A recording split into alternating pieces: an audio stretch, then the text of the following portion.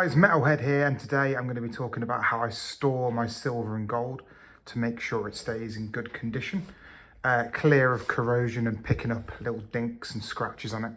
And I think this is an important topic as bullion isn't just something that we like to look at, however nice that is, of course, but it also holds intrinsic value, and for some stackers that can be quite significant indeed.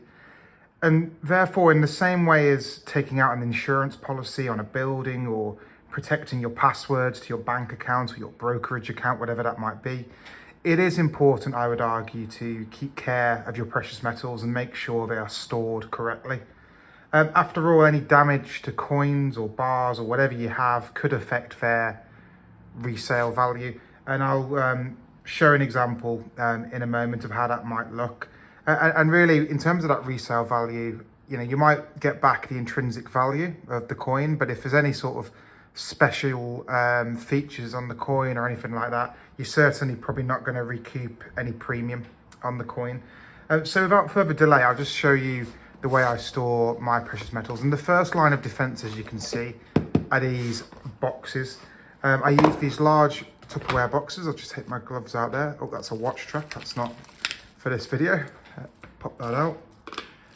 So I have this box, and then within the box I have lots of bits of silver, lots of bubble wrap, little Sharps Pixley bag there, some more bits and bobs. So I'll just empty this out so we can see what we've got. That's another bag, get rid of that. Nice 500-gram bar there.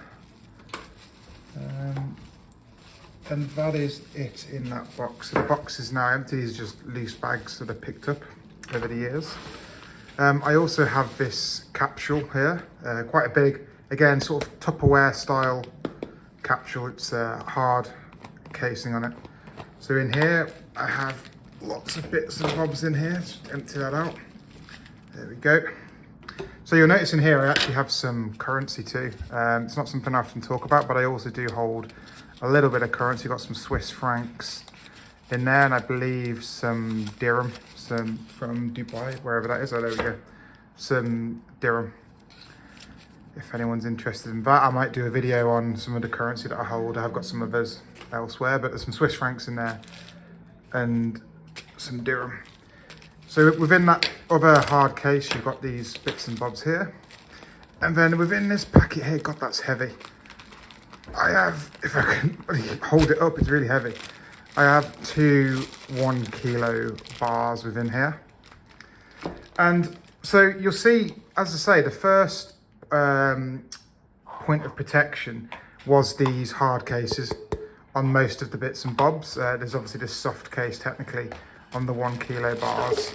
And then the second line of defense that I have, as you can see across the board here, is these various packets and various airtight containers. And the reason I do that, one is to further protect the bits of silver and gold from any dinks, any bashes, any scratches, but also to introduce an element of airtightness, particularly on the silver side, as silver does tarnish if you aren't careful.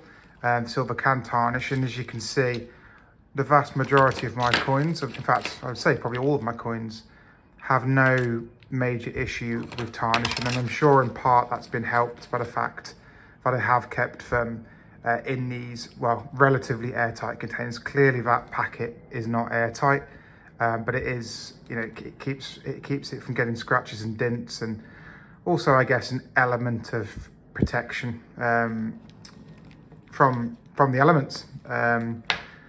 So the first line of protection is them hard cases. The second line of protection is these little cases like you see on the coins and the bags.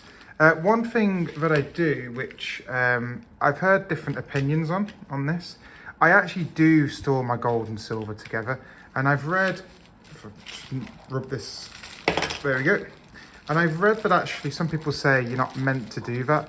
I do keep some gold within these packets. So we've got here a sovereign.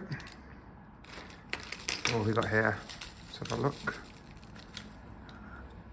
That is a 2020 1 ounce gold Britannia. And we've also got a 1 ounce 2022 Britannia. And then this is a ring, a sovereign ring that actually my granddad gave to me many years ago. I believe the date on that, actually, let's get it out.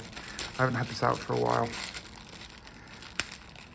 It comes out, it's wrapped up in a cellophane wrapper there. The date is, if we can focus maybe on that. God, I can't quite see that. What's it say on there? I think my eyesight's going a bit funny because I can't actually read what that says. If anyone can read what that date is on there, then please do drop a comment in the comments. I can't actually see that. It's a bit worrying, isn't it? So I do keep the gold technically in the same bucket in here as the silver, but I do have them wrapped up, cased up, or in this case, wrapped up with a bit of cling film. So there is an element of protection there. I don't know if I read stuff that says technically you shouldn't mix gold and silver within their containers. But I haven't had a problem yet. Obviously gold, pure gold can't tarnish, so I don't worry too much. And most of the gold I do have is either 24 karat gold like these Britannias or 22 karat gold. I suppose technically the ring is probably 9 karat, I want to say. It won't obviously be 22 or 24 karat. Let's just have a look at that again. If it focuses, surely we can see that now. 19, right? It is 1958. It is not finally. I was getting worried then. Thought I'd lost my eyesight. 1958. So I do keep that gold in with the silver. I've had no problems yet, but I know it's something that people say not to do. But yeah, overall, this is how I store my gold and silver.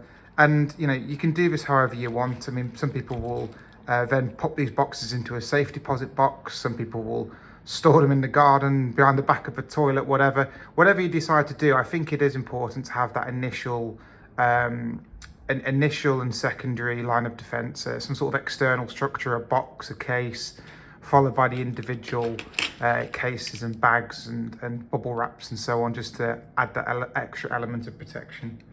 So hopefully that was useful, guys. I'd be interested to hear how other people store their gold and silver. Am I perhaps making a mistake with storing the gold and silver together? I don't know. Please tell me if I am. Or is there anything else that anyone does to protect their gold and silver and other precious metals from incurring any damage? Let me know in the comment section. And as always, of course, if you do like the video, please give it a big like. And if you'd like to see more videos like this, please do consider subscribing to the channel. Hopefully that was useful, guys. Until next time, happy stacking.